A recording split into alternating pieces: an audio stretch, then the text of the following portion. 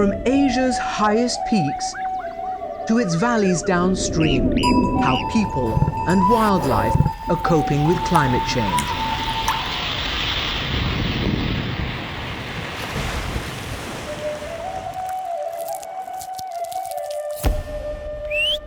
Voices from the roof of the world.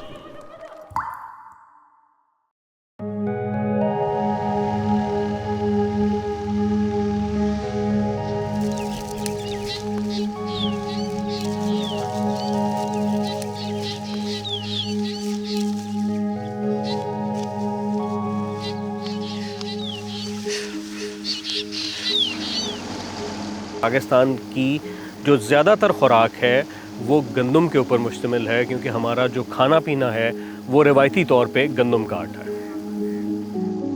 इस वक्त गंदम की फसल तैयार हो चुकी होती है और काटने के लिए बिल्कुल तैयार होती है। तो अगर इस मौसम में बारिश आ जाए और हवाएं आ जाएं तो इस तरह की सूरत हाल होती है जैसे अभी इस गंदम के खेत के साथ हो चुकी है। There is an ancient Punjabi tradition. Farmers would sing as they harvested the crop, but no one is singing today. Early rains and heavy winds battered this wheat crop to the ground. They must gather what has survived by hand. This is not a harvest. It's a salvage operation. तो climate change सिर्फ खुराक की quantity में नहीं कमी ला रही, साथ में वो हमारे बच्चों की और हमारी आने वाली नस्ल की जो खुराक की रिक्वायरमेंट है, जो ताकत की रिक्वायरमेंट है, उसको भी मुतासर कर रहे हैं। न्यूट्रिशन सर्वे ऑफ पाकिस्तान जो 2018 में हुआ था, उसके मुताबिक हमारे यहाँ 50% से ज़्यादा बच्चे स्टंटिंग के शिकार हैं। Pakistan went from being one of the top 10 crop producers in the world to a country where half the families struggle to feed their children once a day. But is climate change the only thing threatening food security in Pakistan? In fact, majority of the small farmers in Pakistan are at the mercy of not just Mother Nature and the weather and climate change, but also to the access of credit, the access to the synthetic inputs that they're using, that are again controlled by powerful middlemen. The climate is changing, but how must we change to feed Pakistan's children?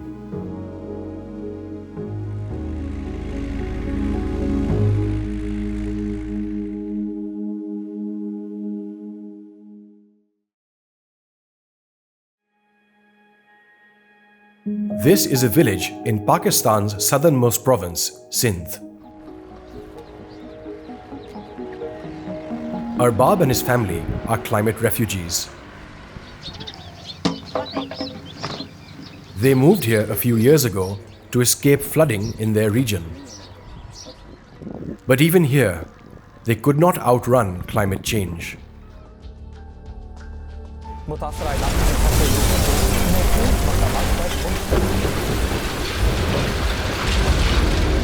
In 2022, Pakistan was hit by one of the costliest natural disasters in world history.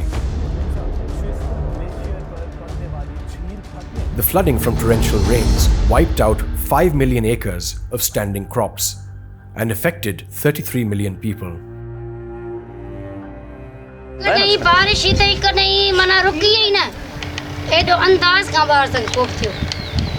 एडो खोफ थियो असांखे बच्चा संगे दाऊं पिया कने रड़ियूं पिया कने जीअं माना बरसात घणी थी वई.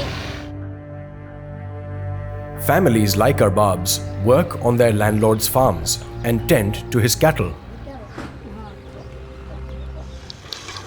They are paid with grain from the harvest and the milk they get from his cattle. मानी कोन पचेंदासी को मानी कसपा बरदाऊं कना जगह जो नौंदी मानी किते पचाई जने बरसात शुरू थी तो माल जेले खाने पीने जेले कुछ भी न हो माल भूखा पियो मरे. A year after the floods, no farming is possible on the waterlogged fields. It's time for breakfast. They must make do with a hot cup of tea with plenty of sugar, which is the cheapest source of calories they can afford.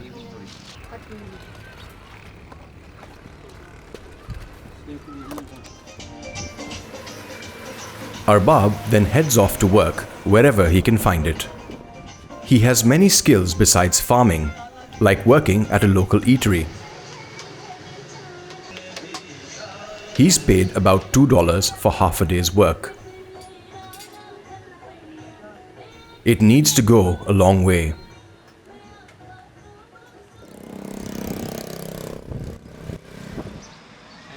He can buy a kilo of wheat flour, some more sugar, and some tea leaves, but he's skipping laundry soap and other essentials the family needs.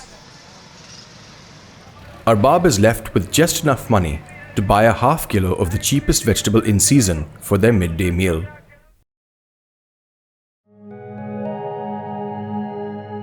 Lal Khatun prepares the family meal.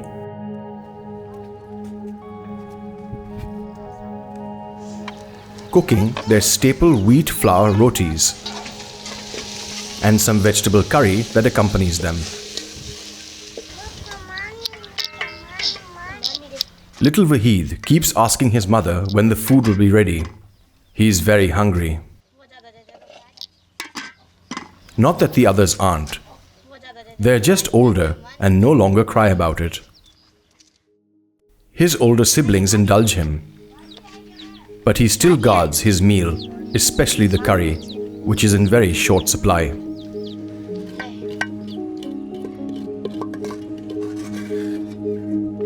It's now time for the parents to eat the little that is left. But they've also been joined by some relatives who are passing by. They can't turn them away. Tribal culture demands hospitality, whether or not you can afford it. This is their main meal, and all they will have for the rest of the day is maybe another cup of tea and some dry roti.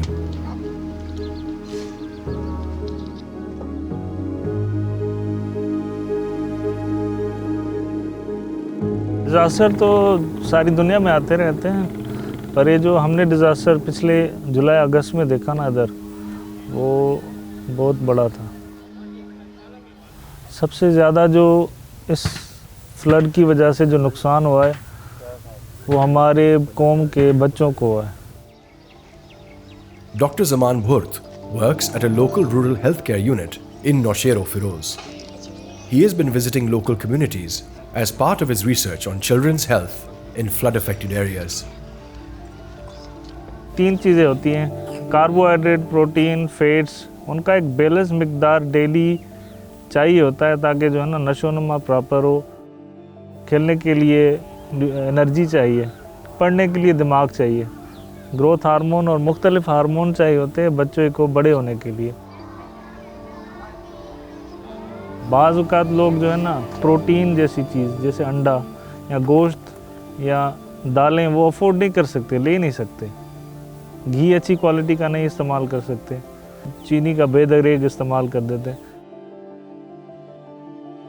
जिसकी वजह से जो ये लोग हैं खुराक की वजह से बीमारियों में मुंतकिल होते हैं। अब इनमें से जो बच्चे हैं इनको मैं बताऊं, अगर मुतवाज़न खुराक इनको नहीं मिलती तो वो स्टंटिंग के शिकार हो जाते हैं, यानी उनकी जो नशोनुमा या ग्रोथ है वो बंद हो जाती है। These children will be more susceptible to disease and have lower life expectancy. They will be physically and mentally weaker adults. How can this cycle be broken? Is it possible to change?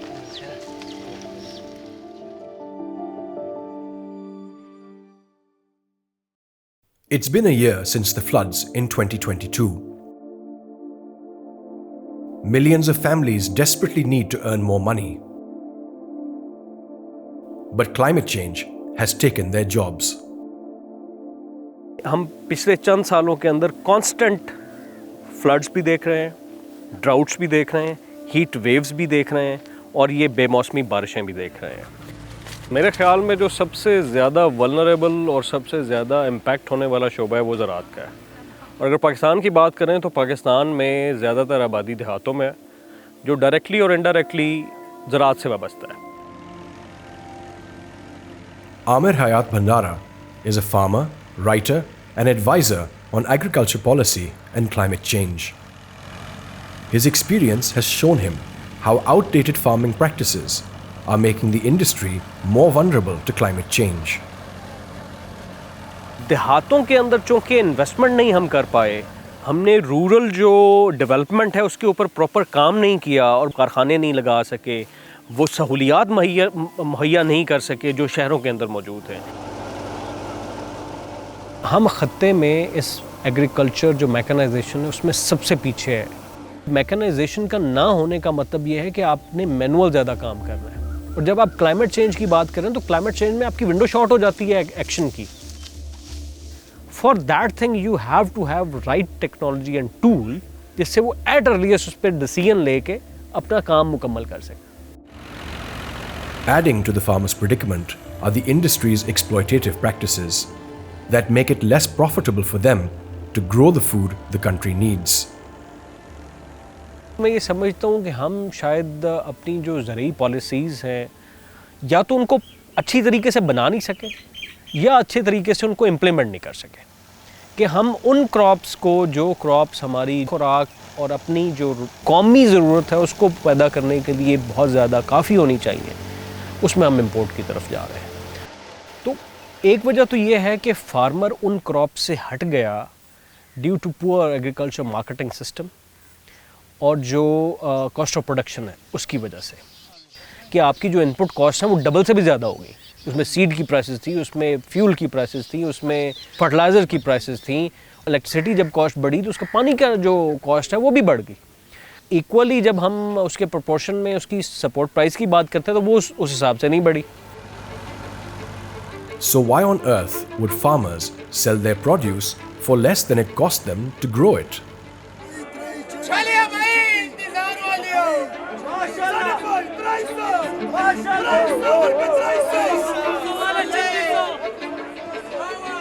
Farmer अपनी price fix नहीं करता, farmer की price मंडी में fix हो रही होती है। ऐसा क्यों है? अब मंडी में जाए ना तो मंडी में कानों में बोलियां हो रही होती हैं, फार्मर को पता ही नहीं होता कितने की बिक्री है उसकी। दरमियान वाले जो प्लेयर्स हैं वो खा जाते हैं, ज़्यादा प्रॉफिट बनाते हैं, ज़्यादा पैसे बनाते हैं, because they have money. And the exploitation doesn't seem to end there. Fertilisers जो हैं वो उसके होल्डर्स आराम से बैठेंगे, वो महंगे दामों बेचेंगे, अपनी मर्जी से बेचेंगे, 1800 वाली 3600 रुपये में बेचेंगे, उस पर कोई एक्शन नहीं होगा। तो जब इस तरह की सिचुएशन आएगी, जब हमारा एग्रीकल्चर मार्केटिंग सिस्टम पुअर होगा, प्रॉफिटेबिलिटी कम होगी, फार्मर के पास एक्सेसिबिलिटी नहीं होगी, फाइनेंशियल और सोशल प्रोटेक्शन नहीं होगी, तो किसान जो है वो शिफ्ट करेगा, वो उस क्रॉप की तरफ जाएगा जो उसको प्रॉफिटेबल होगी। वीट का काश्त का अगर वीट काश्त ही नहीं करेगा वो तो आप डेफिनेटली इंपोर्ट करेंगे, आपको फूड सिक्योरिटी के चैलेंजेस आएंगे, उसका एट द एंड इम्पैक्ट तो आपकी आवाम पे आना। हु इज गोइंग टू पे? It's the common man.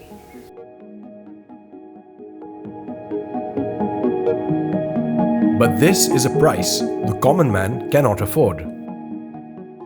By mid-2023, Pakistan's food inflation hit an all-time high of 48%, and an increasing reliance on imported food is a major contributor.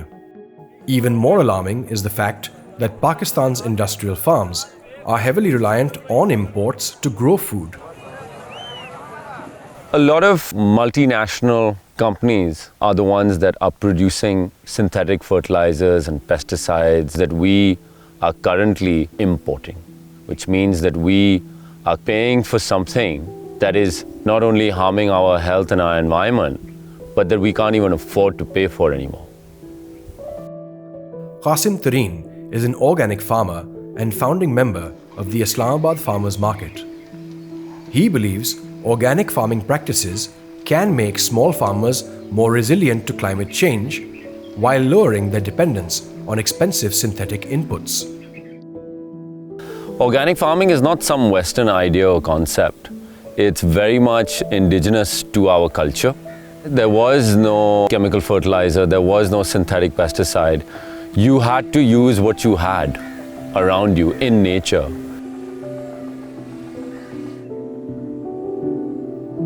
Let's go inside one of our greenhouses. In a lot of conventional systems, you'll see a type of growing, a type of crop. But in here, as you can see, just in this spot, you've got onion, radicchio, spearmint, celery. Here are some of those lovely dragon tongue beans, some heirloom tomatoes.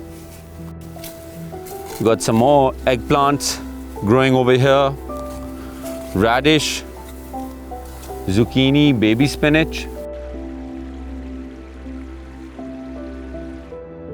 Over here we've got a Miyawaki forest, and in this 15 feet by 75 foot patch we have close to 300 trees of 50 varieties, and you can see how dense the forest is inside.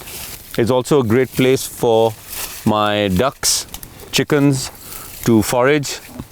But for me, really, the biggest benefit has been the less water required to grow these trees. A, because they're so close together, a lot of mulch on top of the soil that retains a lot of moisture. And as they're growing, they're increasing shade on the soil as well. So they're not drying out, the soil is not drying out. If we move over and see the mobile chicken coops, it'll also show you how we are returning nitrogen back to the soil, because we're letting the chickens stay on the grass. So it's a really good example of this complementary system, you know. The grass is helping the chickens are helping the grass. Through their droppings, nitrogen is returning to the soil, and they're also foraging insects through this. And by the winter season or next spring season, this will be full of nice, lovely vegetables. The biggest benefits of organic practices become more clear when we look at the serious risks of industrial farming. Industrial agriculture promotes monoculture. Grow one thing and grow it on a very large scale. So when that one crop does get hit by a pest or a locust, or it's affected by a heat wave, your entire season's earnings are lost. In organic farming, you don't have all your eggs in the same basket. If you have a heat wave and one of your crops is destroyed, another crop or another vegetable or your chickens or your animals give you a different source of revenue, right? So your farm survives. Yes, there's always the argument that it cannot produce enough food for our growing population. But I think that's a very short-term view. And I think that non-organic farming, you're using a lot more water, using poisonous substances. My cost of inputs is rising, but the benefits and my soil fertility are decreasing. So who's going to fill that gap, or how is that gap going to be filled?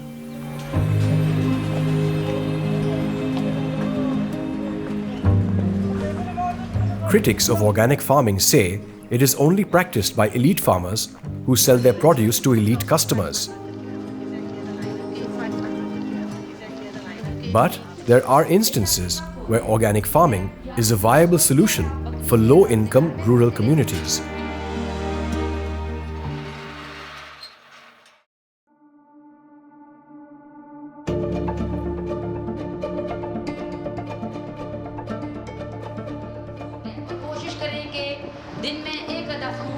This rural community in Chakwal was helped by a local NGO to grow organic products to sell at organic farmers' markets. More importantly, it gives these communities access to highly nutritious food that is abundant and affordable.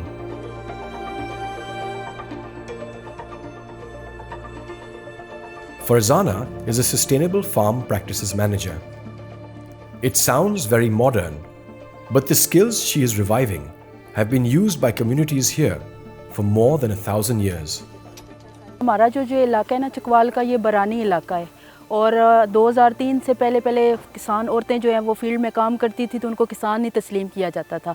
दूसरा, यहाँ पे पानी को देखते हुए लोग सब्जियां नहीं उगाते थे, ना ही कोई आर्चर्ड इस तरह से लगाते थे। फिर 2003 में जब हम लोगों ने काम शुरू किया, फिर हमने सबसे पहले किसान ख़वातीन को टच किया कि उनके क्या मसाइल हैं।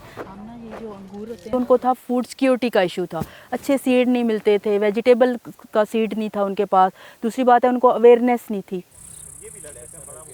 फिर हम लोगों ने उनके ग्रुप्स बनाए, फिर हमने उनको इन्फॉर्मेशन दी, एक जगह पे इकट्ठा किया, गवर्नमेंट के साथ उनके लिंक बढ़वाए। फिर हमने उनको बताया कि क्वालिटी का सीड कैसे होता है, वो उसको कैसे ग्रो कर सकते हैं। फिर हम लोगों ने उनको साथ साथ आर्चर्ड कैसे मैनेजमेंट होता है, पौधों की सिलेक्शन कैसे होती है, उसमें उन्होंने कंपोस्ट जो खाद होती है हमने उस पर फोकस किया कि आप लोग जैसे पहले ज़माने में देसी चीज़ें उगाई जाती थी, आप भी उसी के ऊपर आएँ, ज़्यादा नमियाती खाते जो होती हैं वो उनका इस्तेमाल ना करें। 2800 किसान ख़वातीन हैं 3 डिस्ट्रिक्ट में। 17 साल के बाद हम अब कह सकते हैं कि 100% हमारी ख़वातीन, किसान ख़वातीन जो हैं वो अपने घरों में सब्ज़ियां लगा रही हैं और ऑर्गेनिक खाद यूज़ कर रही हैं। तो दूसरा, हमारा ये फार्म बनाने का मकसद ये था कि लोग सिर्फ वीट को काश्त करके ना अपनी इनकम को इंक्रीज़ करें, बल्कि वेजिटेबल और आर्चर्ड जैसे बाग होते हैं, किचन गार्डनिंग है, इस तरह के काम करके भी अपनी आमदनी बढ़ा के अपने घर को चला सकती हैं। यानी कि पूरे सीज़न की उनके पास फ्रूट और सब्ज़ी, अगर वो घर में 5 लोग हैं तो, और अपने घर की चीज़ें इस्तेमाल के 15,000 रुपया अगर मैं मेरी किसान औरतें बचा रही हैं तो वो अपनी खुराक जो है सेहत पे लगाएं और अपने बच्चों की तालीम पे वो चीज़ें पैसा खर्च करें। एक तो हमें थोड़ा सा उस पे नज़र मारनी है जो 60 से पहले हमारे बुज़ुर्ग कर रहे थे। अब देखिए, उस वक्त घर के अंदर जो पकाने वाला चीज़ें थीं वो घर के अंदर उगा ली जाती थी। हमें सीखने की ज़रूरत होगी शायद इंडस्ट्री वालों से भी और जो ऑर्गेनिक फार्मिंग कर रहे हैं उनसे भी। जो इंडस्ट्रियल एग्रीकल्चर है उसमें कौन सी ऑर्गेनिक फार्म प्रैक्टिसेस हैं उनको इम्प्लीमेंट करके कॉस्ट ऑफ प्रोडक्शन भी कम की जा सकती है, उसका रेजिडुअल इम्पैक्ट भी कम किया जा सकता है और प्रोडक्टिविटी कंपैरेटिवली बढ़ाई जा सकती है। तो मेरे ख्याल में ये होना चाहिए भी और हो भी सकता है, क्योंकि अल्टीमेटली हमें वापस उसी साइड पे जाना पड़ेगा जो हमारा ओरिजिन है। वरना तो मतलब हम इम्पैक्ट देख ही रहे हैं, कुछ ना करके भी हम नुकसान उठा रहे हैं, तो कुछ करके नुकसान थोड़ा उठा के देखें।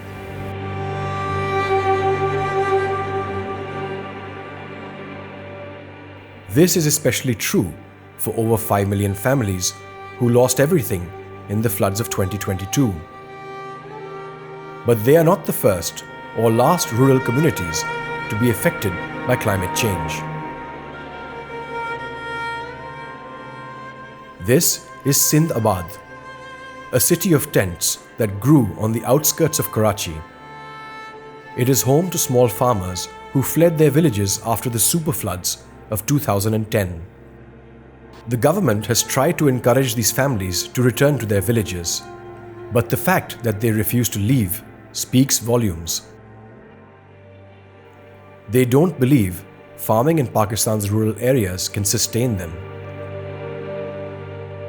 What will it take to restore their faith?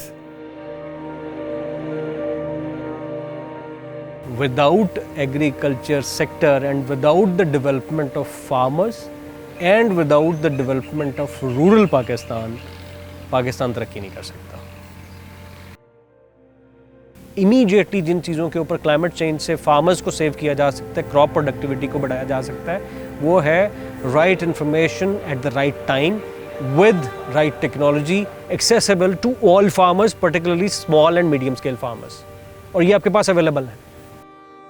तो अगर हम अपने फार्मर को उसकी इनपुट्स के अंदर, उसकी कॉस्ट ऑफ प्रोडक्शन के अंदर और उसकी मिनिमम सपोर्ट प्राइस के अंदर सपोर्ट करते हैं और साथ ही क्लाइमेट चेंज के एडेप्टिव मेयर की तरफ लेके जाते हैं, तो मेरे ख्याल में इस सूरत में हम न सिर्फ अपनी ग़ज़ाई ज़रूरियात को पूरा कर लेंगे, बल्कि हम अपने देहातों के अंदर जो इन्वेस्टमेंट है उसमें इजाफा कर सकेंगे। और शायद यही एक सूरत होगी जिससे पाकिस्तान तरक्की की मनाजिल को तय करेगा। Meanwhile, for millions of families like our Babs, their faith is unwavering. But hope is in short supply, and it's going to take a lot more than charity to change their destiny. यहाँ पे हम आए थे, अपने ये जगह लिया होता है इधर ज़मींदारी के लिए, और यहाँ पे फसल होते हैं उधर मजदूरी करने के लिए। और इधर जो है ना, हम अपना बच्चों का गुजर सही करें और बच्चों को तालीम दें। आने में तो मुर्गी भी ले आते थे, मछली भी ले आते थे, गोश्त भी ले आते थे। अभी वो तो फिर नहीं रही है, 2 साल हो गया। इस हालात के अंदर आके हम पीछे चले गए।